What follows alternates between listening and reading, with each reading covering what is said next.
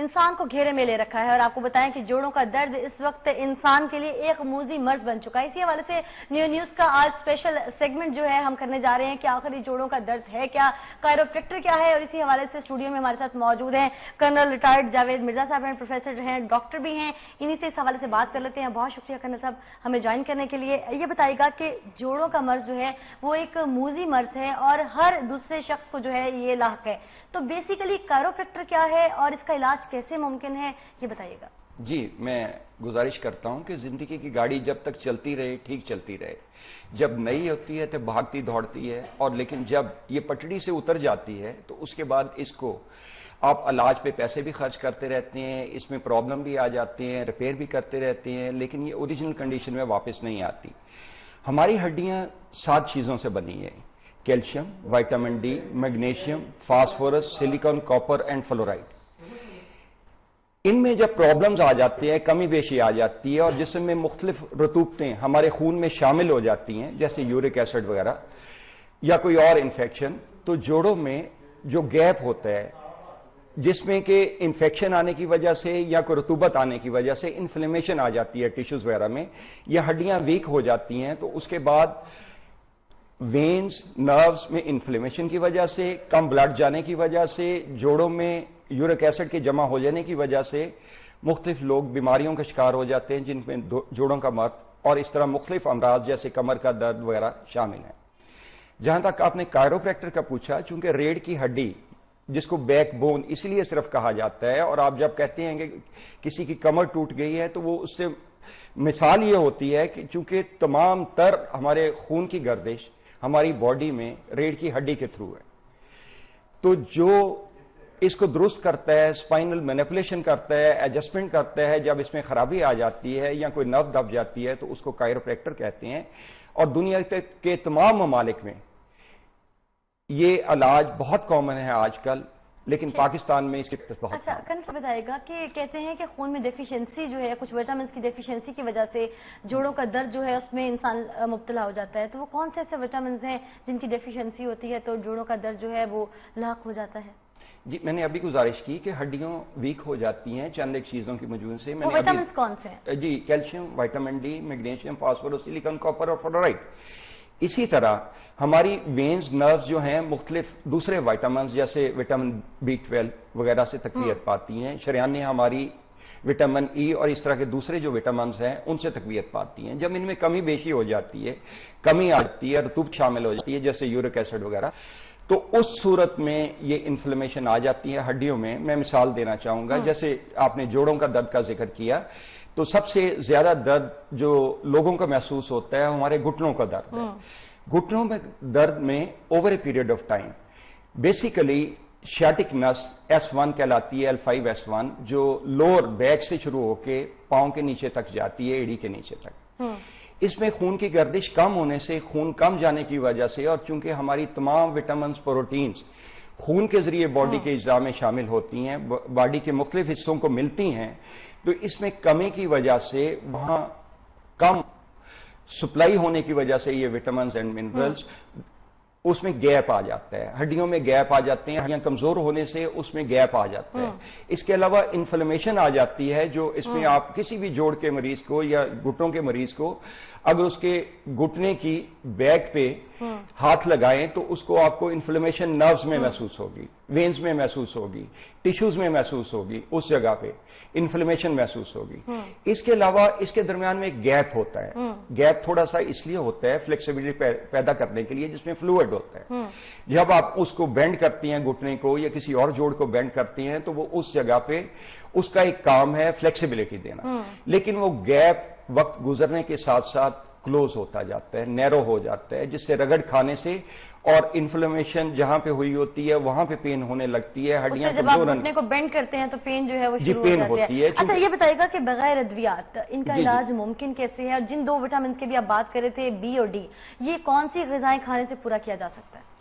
دیکھیں، آپ اگر میں نے گزارش کی کہ جیسے گھٹنوں کے درد کی میں نے مثال دی کہ اس میں اگر آپ گیپ کلوز ہو جاتا ہے، اگر اس کو ایڈجسٹ کر لیں، اور ہم کائروپریکٹر کے طور پہ اس کو ایڈجسٹ کرتے ہیں، اگر خون کی گردش کو جن وینز میں اگر کم جا رہی ہے بلڈ سرکولیشن उनको अगर रवानी दे दें, खून की गर्दिश बेहतर कर लें, चाहे रिफ्लेक्सोलॉजी से या किसी और ट्रीटमेंट से, उसका फ्लो बढ़ा दें खून का, तो उस जगह से इन्फ्लेमेशन चली जाएगी। गैप एडजस्ट होने से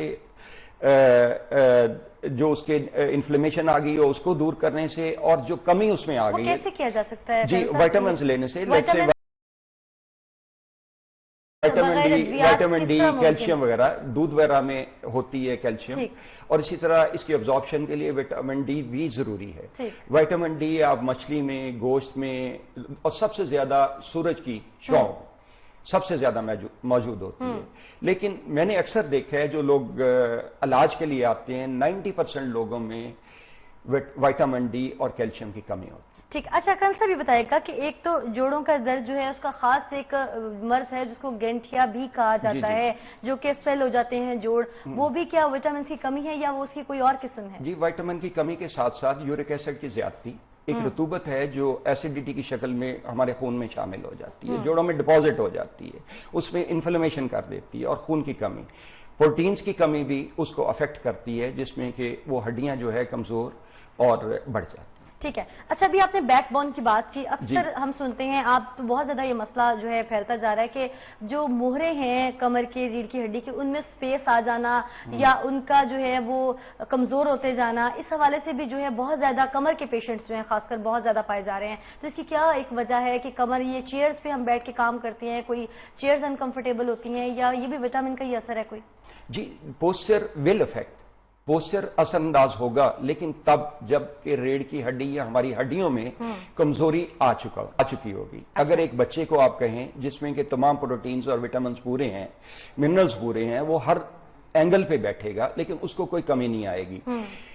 30 साल जब गुजरते हैं और स्पेशली आफ्टर 40 ईयर्स, तो जिस्म अब्जॉर्ब करना खुराक को कम कर देता है, खून की गर्दिश में कमी आ जाती है, प्रोटीन्स और विटामिन जो हैं वो बॉडी में कम अब्जॉर्ब होने लगते हैं, जिससे कि ये डीजेनरेटिव चेंजेस आ जाती हैं। हड्डियां खुराक में से, जैसे मैंने पहले गुजारिश की कि calcium, vitamin D, magnesium, phosphorus, silicon, copper और फ्लोराइड से बनी है हड्डियां।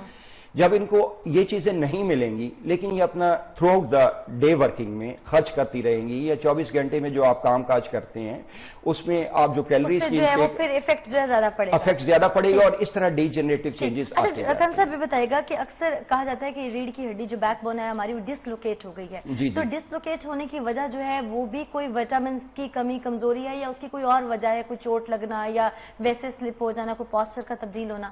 जी, दोनों वजूहात की बिना पे हो सकती हैं। लेट्स से कि एक तो डीजेनरेटिव चेंजेस आने से, फॉर एग्जांपल अगर विटामिन डी की कमी आ गई तो उन हड्डियां नरम हो जाती हैं, वीक हो जाती हैं। इसी तरह कैल्शियम की कमी से ये अलामत आ जाती हैं, पहले वो वीक हो जाती हैं, इसके साथ स्पाइनल नर्व्स अटैच होती हैं। फॉर एग्जांपल विटामिन B12 की कमी से वो वीक हो जाएंगी, स्टिफ हो जाएंगी, नैरो हो जाएंगी, उनमें रिजिडनेस आ जाएगी, फ्लेक्सिबिलिटी जाती रहेगी। जब ये खिंचाव पड़ता है उन डीजेनरेटिव आई हुई चेंजेस जो हड्डियों पे, तो उनमें पुल आ जाती है और उसमें डिस्क होती है हर दो मुखरों के दरमियान में, जो फ्लूइड है फ्लेक्सिबिलिटी देने के लिए।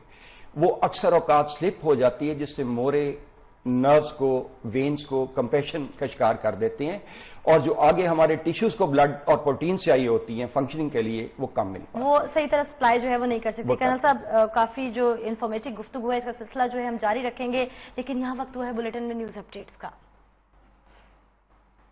इस न्यूज अपडेट को आप तक पहुंचाने के लिए ताउन किया है अब एतमाद सिर्फ FAW पर। FAW। वेलकम बैक नाज़रीन, हम कुछ बात कर रहे थे जोड़ों के दर्द के हवाले से। कई सदियों से जोड़ों के दर्द इंसानों को परेशान कर रखा है। हुनूदशुदा मिस्री लाशों से भी जाहिर होता है कि ये बीमारी सदियों पहले भी मौजूद थी। यहाँ तक कि सियाह क्रिस्टोफर कोलंबस भी इसी बीमारी में मुब्तला था। नीज आजकल लाखों लोग इसका शिकार हो चुके हैं। ये माजूर कर देने वाला मर्ज, और इसकी हकीकत क्या है, इसी हवाले से स्टूडियो में हमारे साथ बात करने के लिए मौजूद है professor colonel retired Javed Mirza साहब। कर्नल साहब, हम बात कर रहे थे इसी हवाले से कि ये मर्ज आखिर फैलता कैसे है, इसका इलाज कैसे मुमकिन है। तो जोड़ों का जो दर्द है खासकर, ये मौसम के हवाले से बड़ा असरअंदाज होता है। जैसे मौसम सर्द होता है और खुनकी आती है हवा में, तो जो लोग इस मर्ज में मुब्तला है उनके लिए परेशानी मजीद बढ़ जाती है। तो वेदर कैसे इफेक्ट करता है इस पर? जी, आप दुरुस्त कह रही हैं। गरमाइश जो है वो ब्लड सर्कुलेशन को, हमारे जितने बॉडी ब्लड वेसल्स हैं उनको बढ़ाती है। गरमाइश ब्लड सर्कुलेशन को बढ़ाती है, और जो खून की है या سردی ہے وہ اس کو کم کرتی ہے بلڈ سرکولیشن کو. بلڈ سرکولیشن کم ہونے سے ٹیشوز میں جن لوگوں میں پہلے سے بلڈ سرکولیشن کم ہو یہ مزید اس کو زیادہ افیکٹ کرتی ہے جس سے کہ درد جو ہے وہ زیادہ محسوس ہوتا ہے. ٹھیک. اچھا ایک چیز یہ بھی بتائیے گا کہ خون کی سرکولیشن میں کوئی پرابلم آتی ہے؟ جی ڈیفینیٹلی. ڈپریشن مائنڈ سے آتی ہے, سب کانشیس سے آتی ہے, ہمارے خیالات سے پیدا ہوتی ہے. اور مائنڈ جو ہے ہماری باڈی کا سربراہ ہے, باس ہے, ہیڈ ہے, اور وہ تمام جو اس میں خیالات آتے ہیں ہماری پوری باڈی کو متاثر کریں گے. لیٹ سے ایون آپ کے دل کی دھڑکن بھی بے ترتیب ہو جائے گی یا متاثر ہوگی جب کوئی آپ سیریس چیز محسوس کریں گے. فار ایگزامپل میں دوں گا اس میں کہ اگر کسی کو خدا نخواستہ کو حادثہ پیش آ جائے تو یکدم پسینہ آ جاتا ہے. کیوں پسینہ آ جاتا ہے؟ دل بند ہو جاتا ہے. یعنی مائنڈ میں کوئی خیال آیا, مائنڈ نے انکمفرٹیبل فیل کیا, مائنڈ نے خوف محسوس کیا حادثے کا, اور ہمارے دل نے اس کا اثر قبول کرتے ہوئے یکدم ایک لمحے کے لیے بند ہو گیا, جس سے پسینہ آ گیا. آپ انکمفرٹیبل محسوس کرتے ہیں اور جوڑوں کے درد میں سٹریس جو ہے وہ بڑھ جاتا ہے جب بلڈ سرکولیشن ڈپریشن سے یا انگزائٹی سے یا کسی فکر کے جو خیالات آئیں گے اس کی وجہ سے متاثر بلڈ سرکولیشن ہوگی اور جوڑوں کا درد بڑھ جائے گا. ٹھیک. اچھا کنسر یہ بتائے گا کہ اکثر ہم لوگ کہتے ہیں, عام فہم میں بول جاتے ہیں کہ یہ شخص یہ بندہ میرے دل کو بہت اچھا لگتا ہے. تو دل اور دماغ کا کمبینیشن کیا ہے؟ مطلب دماغ سے انسان سوچتا ہے, دل کو کیسے اچھا لگ جاتا ہے کچھ؟ جی آپ درست کہہ رہی ہیں. دل بات ہمیشہ دل کی ہوتی رہی کہ جب کسی پہ دل آ جاتا ہے یا کچھ ہوتا ہے, لیکن ایکچولی دل ایک پمپ ہے جس کو دماغ کنٹرول کرتا ہے. لیکن اس پمپ کو یہ کہنے کے باوجود کہ دل ہے, یہ 1,03,000 دفعہ روزانہ دھڑکتا ہے. آپ ایک منٹ میں جو 72 دفعہ دھڑکتا ہے اس کو ملٹیپلائی کرتے جائیں اور 24 گھنٹے میں آپ محسوس کریں گے کہ 1,03,000 دفعہ دھڑکتا ہے. اس کو کنٹرول ہمارا دماغ کرتا ہے. اور دل صدیوں سے محاورتاً استعمال ہوتا رہا ہے, یہاں تک کہ شاعر بھی اس کو اپنے محاوروں میں استعمال کرتے رہتے ہیں. مثلاً ایک جو مولانا روم ہے وہ اس بارے میں کہتے ہیں گردر دل گل گزرد گل باشی. اگر دل کے راستے پہ یعنی آنے جانے والی سانسوں کے راستے پہ ایک پھول کو بٹھا لو گے تو پھول بن جاؤ گے. بلبل بےقرار بلبل باشی, اگر بلبل کی بےقراری پیدا کر سکو تو خود بلبل بن جاؤ گے. ٹھیک. اچھا ڈاکٹر صاحب دل اور دماغ کی بات جو ہے وہ تو ہم نے ڈسکس کر لی. اب دل اور دماغ کے جو پیشنٹس ہیں ان کے لیے کوئی ڈائٹ پلان بھی بتا دیں. جی ڈائٹ پلان سب سے اچھی ایک جو تھم رول ہے وہ یہ ہے کہ آپ اتنی کیلریز لیجئے, آپ جو بھی کچھ بھی کھائیے اتنی کیلریز لیجئے جو آپ دن میں کنزیوم کر سکیں. دن جب شروع ہوتا ہے تو آغاز میں ایسا کیا کھانا چاہیے, کیلریز کس طرح پوری, کیونکہ عام انسان کو نہیں پتا کہ کیلریز کس طرح پوری کرے اپنی. جی تو ایک پراپر پلان بتا دیں. جی صبح کا ناشتہ ہمیشہ سے کہا آتا رہا, اور یہ اس کے بارے میں حدیث بھی ہے کہ آپ ہیوی کریں, دوپہر کا لنچ اچھا کریں لیکن رات کا کھانا کم کھائیں.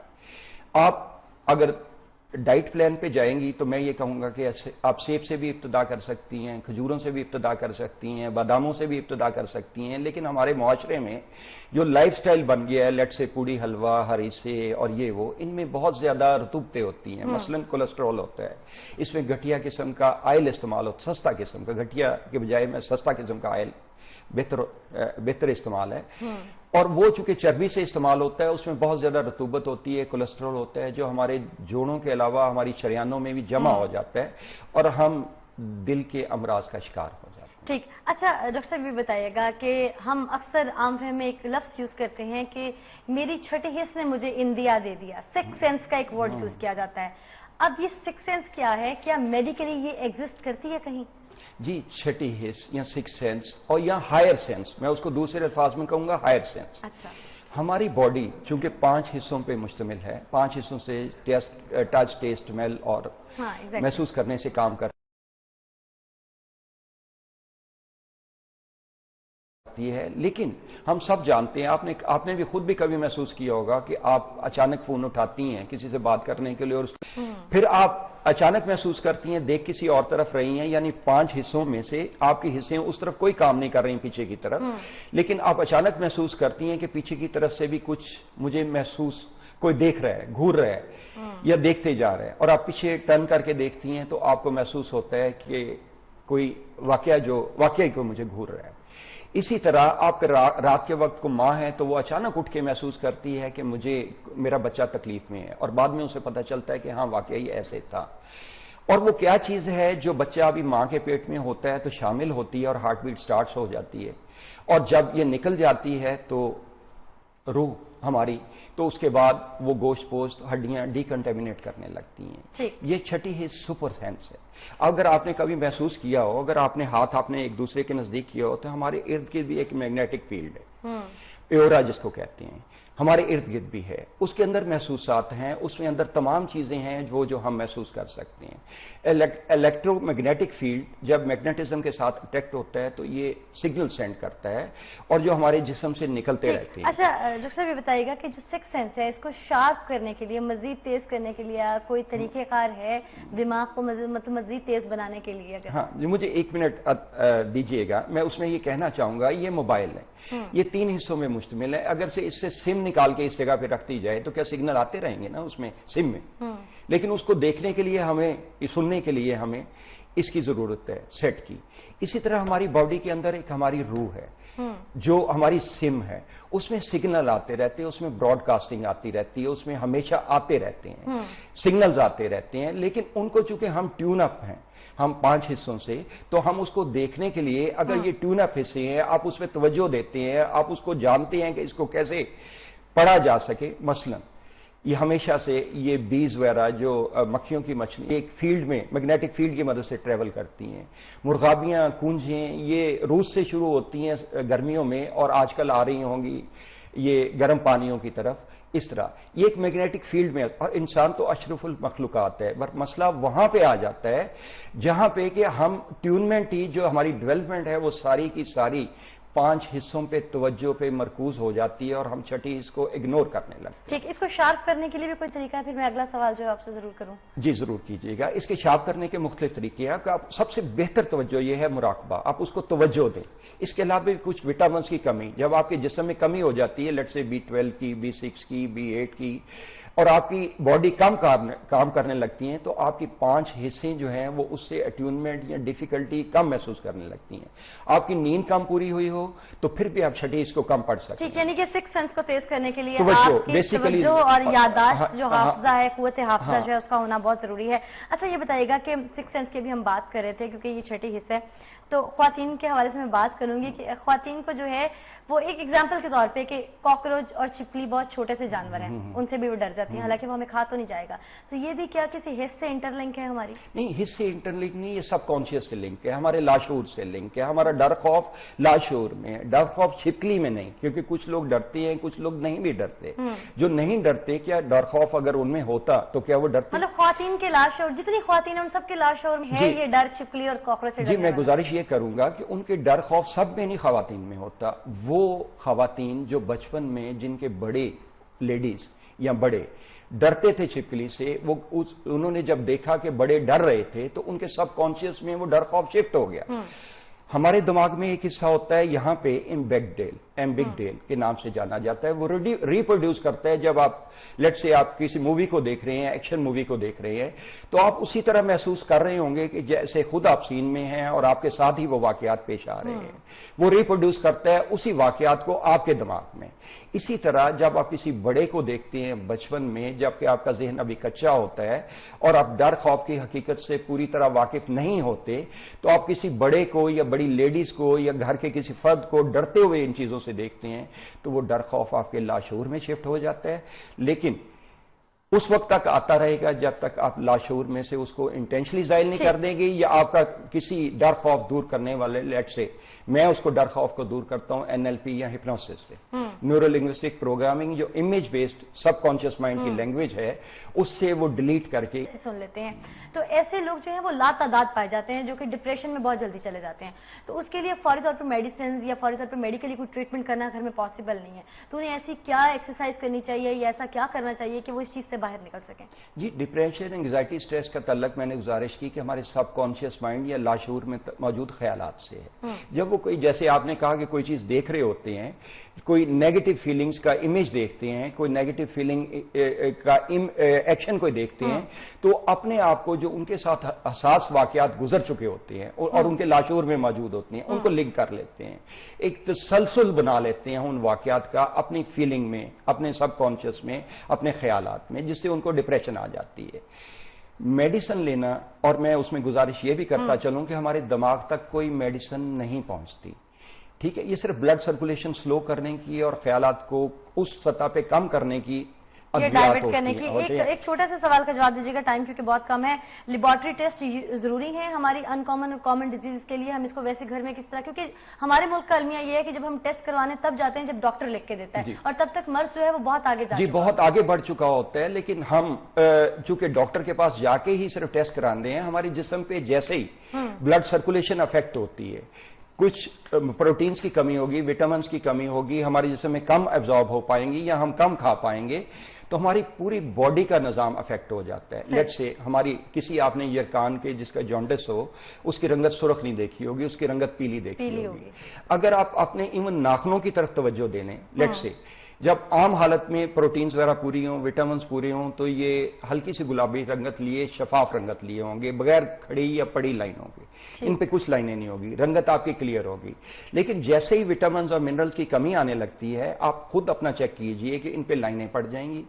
یہ جو سفید نشان پڑ جاتے ہیں وٹامنز کی، لیٹ سے calcium, vitamin C, vitamin B12 کی کمی سے ان پہ لائنیں پڑ جاتی ہیں، ان کی شفافیت جانے لگتی ہے. جگر کے افعال میں جب کم ہوں گے تو ان کی ریڈنس یا پیازی رنگت جاتی رہے گی اور پلاہٹ آتی. ٹھیک ہے. Professor colonel retired Javed Mirza صاحب اس وقت اسٹوڈیو میں موجود تھے اور بہت ہی مفید مشورے آج کے حوالے سے ہمیں دے رہے تھے. بہت شکریہ پروفیسر صاحب آپ کا ہمیں جوائن کرنے کے لیے. صحت کے حوالے سے ہم بات کر رہے تھے. جوڑوں کا مرض جو ہے وہ تقریباً سب میں آج کل پایا جاتا ہے اور لاکھوں لوگ جو ہیں اس کا شکار ہو جاتے ہیں، لیکن یہ معذور کر دینے والا مرض ناقابل علاج نہیں بلکہ علاج اس کا ہے. لیکن ہمیں خود اپنے وٹامن، اپنے منرل جو ہیں، اپنی ڈائٹ جو ہے اس کا خیال رکھنا پڑے گا تاکہ ہم جو ہے اس سے فائٹ کر سکیں. اس کے ساتھ ہی بلیٹن اپنے اختتام کو پہنچتا ہے. مزید خبروں اور اپڈیٹس کے لیے آپ دیکھتے رہیے گا نیا نیوز.